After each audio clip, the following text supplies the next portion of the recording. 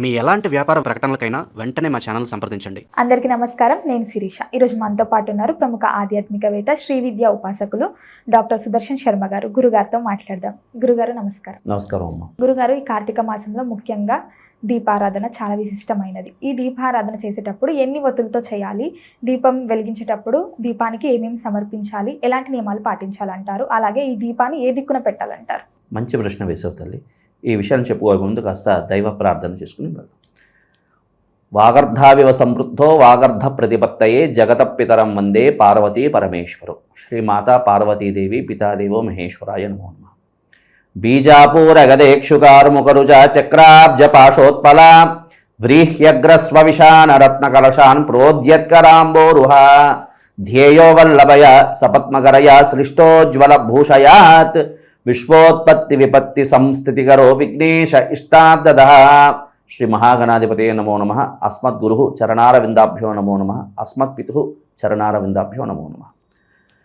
విషయం ఏంటంటే అమ్మ, దీపారాధన నేటి సమాజంలో చాలామంది చాలా రకాలుగా దీపారాధన చేస్తున్నారు. కార్తీక మాసం అనే కాదు, ప్రధానంగా చాలా తప్పిదాలు చాలామంది చేస్తున్నారు. అసలు దీపారాధన ఎటువైపు పెట్టాలి, ఎన్ని ఒత్తులు వెలిగించాలి అనేది అందరికీ వచ్చినటువంటి సర్వసాధారణమైనటువంటి ప్రశ్నే. అయితే ఈ దీపారాధన అనేది 3 ఒత్తులతో వెలిగించాలి. అంటే ఒక్కొక్క సాంప్రదాయ విధానం ఉంది. కొంతమంది ఆత్మ పరమాత్మ అంటూ 2 ఒత్తులతో వెలిగిస్తారు. కానీ సాధ్యం త్రివర్తి సంయుక్తం, దీనికి మనకి శాస్త్ర ప్రమాణం, మనకి శాస్త్రం ఏం చెప్పింది అదే ప్రామాణికంగా మనం తీసుకోవాలి. కాబట్టి సాధ్యం త్రివర్తి సంయుక్తం అని అంటారు. త్రివర్తి అంటే 3 ఒత్తులతో వెలిగించాలి, సంయుక్తం. కాబట్టి 3 ఒత్తులతో దీపారాధన చేయాలి. ప్రధానంగా దీపారాధన తూర్పు వైపు దీపారాధన చేయడం అనేది సర్వత్రా శ్రేయస్కరం. ఎప్పుడు కూడా సర్వకామ్య సిద్ధికి తూర్పు వైపు దీపారాధన చేయడం అనేది శ్రేయస్కరమైనటువంటి విషయం. ఇంకా ఈ ఆర్థిక సంబంధమైనటువంటి ఇబ్బందుల్లో ఉన్నవాళ్ళు, లక్ష్మీ కటాక్షం కావాలనుకున్న వాళ్ళు ఉత్తర వైపు దీపారాధన చేయడం అనేది చాలా విశేషమైనటువంటి విధానం అమ్మ. ఉత్తరం వైపు ఒత్తి అనేది ఉత్తరం వైపు తిప్పి ఉండాలి. ఈ విధంగా దీపారాధన చేయడం ద్వారా ఐశ్వర్య సిద్ధి కలుగుతుంది.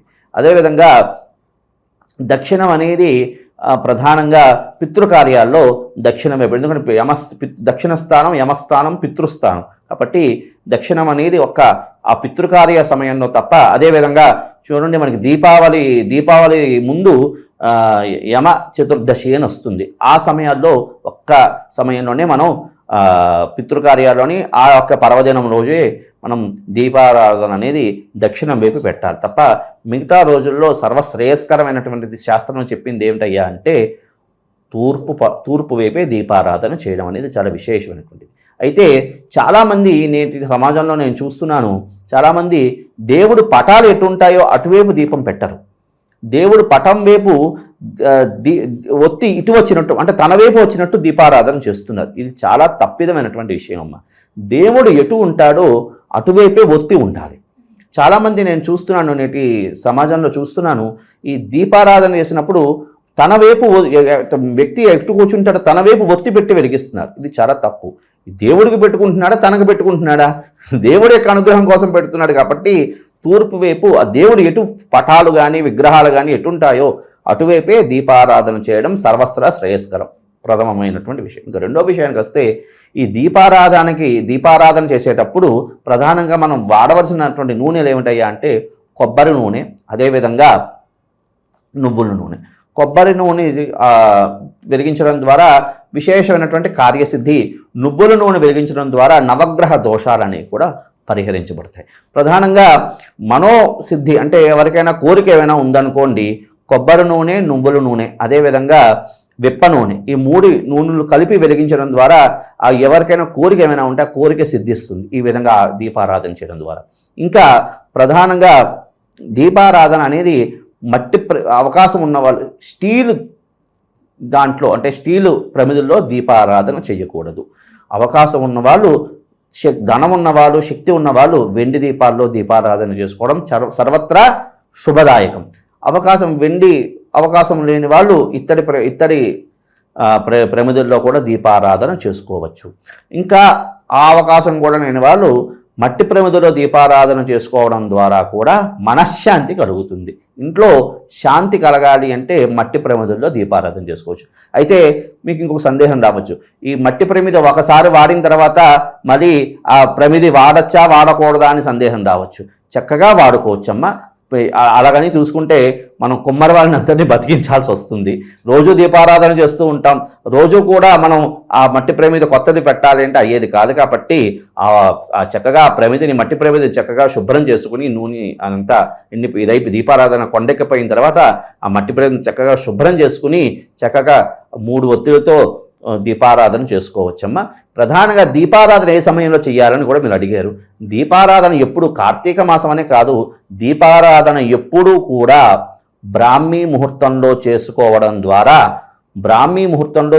ద్వారా విశేషమైనటువంటి మనకి ఆ యొక్క దీపశక్తి మనకి కలుగుతుంది. అంటే దీపంలో ఉన్నటువంటి ప్రచండమైనటువంటి తేజస్సు శక్తి ఏముందో అది మనలో ప్రవేశిస్తుంది. ప్రధానంగా దీపారాధన అనేది ఈ విధంగా నూనెతోని వీటితో దీపారాధన చేయడం అమ్మ. ఇంకా దీపారాధన ప్రధానంగా ప్రాతకాలం బ్రాహ్మీ ముహూర్తంలోనే దీపారాధన చేయాలి. ఆ విధంగా దీపారాధన చేయడం ద్వారా ఆ దీపంలో ఉన్నటువంటి తేజస్సు శక్తి ఉందో అది మన శరీరంలో ప్రవేశించి మనకి మంచి చేకూరుతుంది. ఇంకా అదేవిధంగా ప్రాతకాలం అయితే బ్రాహ్మీ 5:30 లోపల అవకాశం, అంటే కొంచెం అనారోగ్య సమస్య ఉన్న వాళ్ళు ఏంటయ్యా అంటే సూర్యోదయం లోపల నక్షత్రం ఉంటున్నప్పుడే దీపారాధన చేసుకోవడం ఉత్తమం. అవకాశం ఇంకా కాస్త ఇది ఉన్నవాళ్ళు 5:30 లోపల చేసుకోవడం మధ్యస్థం అంటారు. ఇంకా సాయంకాల దీపారాధన 5-6 లోపల చేసేసుకోవాలమ్మా. ఎందుకంటే 5:30 నుండి 6 గంటల లోపల శివుడు తాండవం చేస్తూ ఉంటాడు. ఆ సమయంలో దీపారాధన చేసుకోవడం ద్వారా మనకి ఐశ్వర్య సిద్ధి కలుగుతుంది అని మనకి రావణాకృత శివతాండవ స్తోత్రంలో కూడా మనకి చెప్పబడి ఉంది. కాబట్టి సాయంకాలం పూట 5:30 నుండి 6 మధ్యలో దీపారాధన చేసుకోవడం చాలా విశేషమైనటువంటి ఫలితాలు మనకు లభిస్తాయి. ఇంకా ప్రధానంగా దీపం వెలిగించేటప్పుడు ఏమైనా శ్లోకాలు చెప్పుకోవాలా? ఈ శ్లోకం చెప్పుకోవడం మంచిదమ్మా. ఏమిటయ్యా శ్లోకం అంటే, భక్త్యా దీపం ప్రయచ్చామి దేవాయ పరమాత్మనే త్రాహిమాం నరకాద్ఘోరాత్ దివ్యర్జ్యోతి నమోస్తుతే. మరొక్కసారి చెప్తానమ్మా. భక్త్యా దీపం ప్రయచ్చామి దేవాయ పరమాత్మనే త్రాహిమాం నరకాద్ఘోరాత్ దివ్యజ్యోతి నమోస్తుతే. ఈ విధంగా దీపారాధన చేసుకున్నప్పుడు ఈ విధంగా శ్లోకం చెప్పుకోవడం ద్వారా మంచి ఫలితాలు కలుగుతాయి.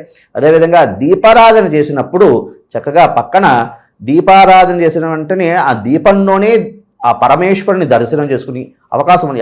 ఎవరు ఇష్టాన దేవత ఎవరుంటారో ఆ దీప శిఖలోనే ఆ దేవతని నమస్కారం చేసుకుని అవకాశం ఉన్నవారు దీపారాధన చేసిన వెంటనే కూడా నివేదన చెయ్యాలి అని ఉంటుంది మనకి శాస్త్రం. కాబట్టి ఆ దీపారాధన చేసిన వెంటనే అవకాశం ఉన్నవాళ్ళు అట్టిపండు, అవకాశం లేని వాళ్ళు ఖర్జూరం, అది కూడా అవకాశం లేని వాళ్ళు కాస్త చక్కెర నివేదన చేయడం ద్వారా మంచి ఫలితాలు కలుగుతాయి తల్లి. ఈ విధంగా దీపారాధన చేసుకుని మంచి సద్గతులను అభిష్టాలను సిద్ధింపజేసుకుంటారని నా యొక్క ఉద్దేశం. గురుగారు, మొత్తం మీద దీపారాధన ఎలా చేయాలి, ఎలాంటి నియమాలు పాటించాలో తెలియజేసినందుకు ధన్యవాదాలు. శుభమస్తు. స్వస్తి. శుభమస్తు.